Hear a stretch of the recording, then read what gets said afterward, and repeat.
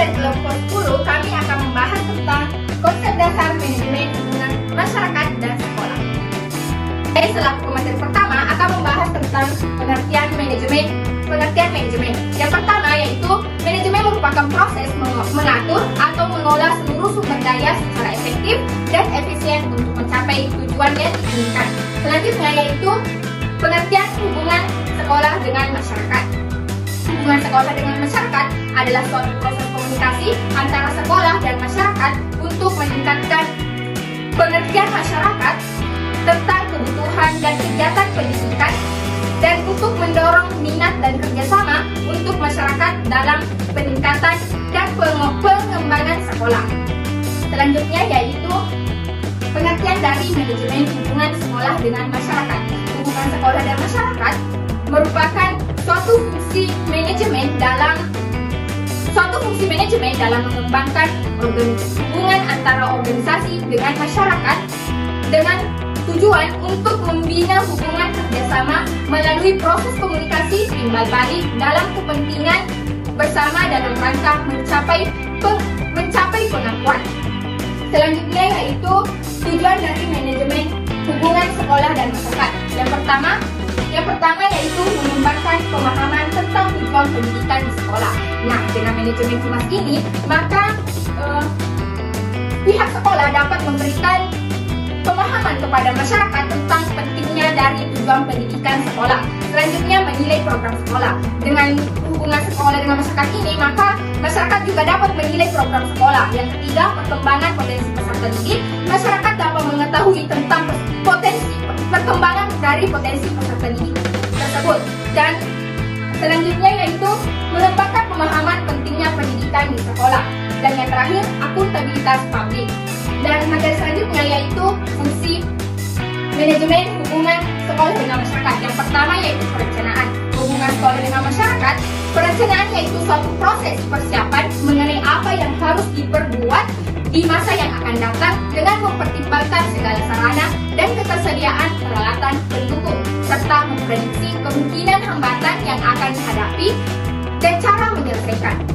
Ada beberapa hal penting dilaksanakan terus-menerus dalam manajemen pendidikan sebagai implementasi perencanaan. Di antaranya yang pertama yaitu merinci tujuan dan menerangkan kepada setiap pegawai lembaga pendidikan. Yang kedua, menerangkan atau menjelaskan mengapa unit organisasi diadakan. Yang ketiga, menentukan tugas dan fungsi, mengadakan pembagian dan pengelompokan tugas terhadap masing-masing personil.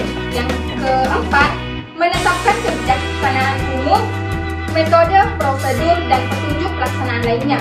Yang kelima, mempersiapkan uraian jabatan dan merumuskan rencana atau skala pengkajian. Yang keenam, memilih para staf atau pelaksana administrator dan melakukan pengawasan.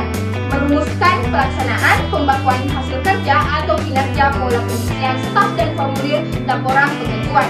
Menentukan keperluan tenaga kerja, biaya atau uang material dan tempat. Yang selanjutnya, menyiapkan anggaran dan mengamankan dana. Dan yang terakhir, menghemat ruangan dan alat-alat perlengkapan. Yang kedua, pelaksanaan hubungan sekolah dan masyarakat. Setelah setiap personilnya mempunyai kejelasan tugas dan tanggung jawabnya, tibalah saatnya pelaksanaan rencana yang telah ditetapkan. Proses ini disebut pengaktifan. Pengaktifan adalah kegiatan menggerakkan semua personelia agar melakukan tugasnya untuk mencapai tujuan organisasi.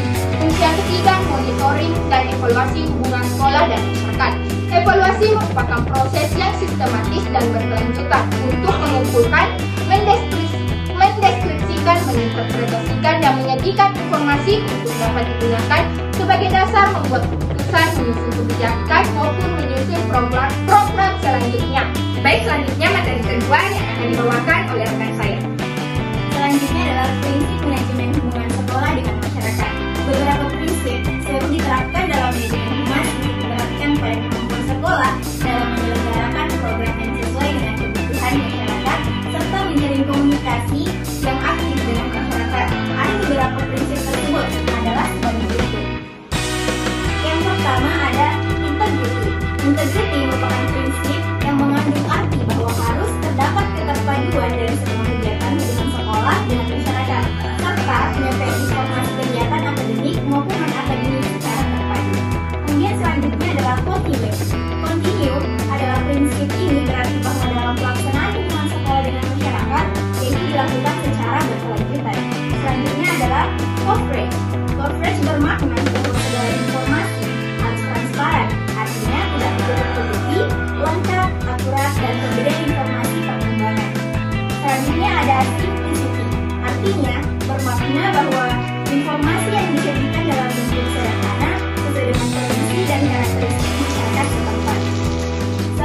adalah constructiveness. Artinya, prinsip ini berarti dalam penyajian informasi hendaknya objektif tanpa emosi dan rekayasa tertentu, serta dapat membangun kemauan dan merasa untuk berpikir bagi penerima informasi.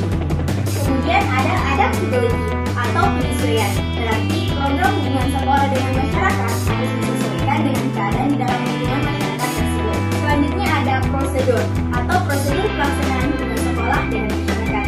Prosedur pelaksanaan hubungan sekolah dengan masyarakat dilaksanakan melalui beberapa tahap. Yang pertama adalah menganalisis masyarakat, yaitu kegiatan yang berkaitan dengan sasaran masyarakat, kondisi, karakter, kebutuhan, dan keinginan masyarakat akan pendidikan. Kemudian selanjutnya adalah mengadakan komunikasi. Mengadakan komunikasi yaitu khususnya berkaitan dengan kemajuan, program, dan masalah. Yang terakhir ada melibatkan masyarakat, yaitu bagaimana teknik agar masyarakat dapat terlibat secara aktif dalam berbagai kegiatan dan program sekolah. Baik, itu materi dari kelompok kami. Dan terima kasih. Assalamualaikum warahmatullahi wabarakatuh.